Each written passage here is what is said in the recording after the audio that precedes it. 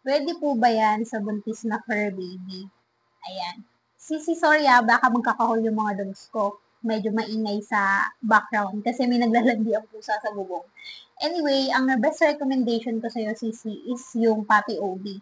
Kasi mama dog na pala yung fur baby mo. Yay! Lola ka na! So, yung Puppy OB kasi, meron siyang multivitamins plus minerals and meron siyang nutrical balance na nagpe-prevent and nag-strengthen ng immune system ng mga fur baby mo para maiwasan yung mga bacteria and viruses during pregnancy ni Mama Dog.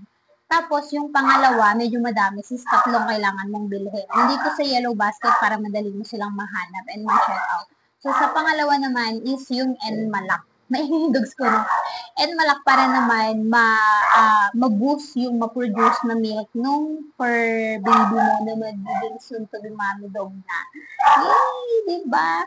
And sana maging normal delivery siya para hindi masyadong hassle for cesarean. Small dog din ba yung baby mo? Anyway, then yung lastly and very important is yung Nutrical Calcium. Nutrical Calcium. Yes, yun yung parang blue. Basta ilalagay ko siya dito sa yellow basket para madali mo siyang makita and ma-check out. Tatlong to talaga yung kailangan mong bilhin. Kasi yung Nutrical Calcium, ayan naman yung para ma-maintain yung calcium ng per baby mo kahit na nagpapadede siya. Kasi let's say, 5 yung naging anak niya kagaya ni Yachi ng first baby niya.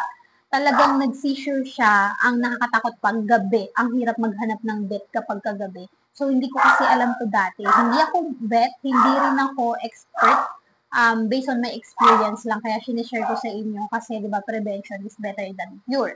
And kung na-late lang ako ng ilang minutes, let's say 30 minutes na late ako, talagang yung seizure niya, kung ano itsura niya habang nangingisay, ganun na siya forever and hindi na siya magagamot. Kaya very important na hindi bababa yung calcium ng baby mo kapag lactating siya. So yun lang, sana nakatulong. Check out my yellow basket.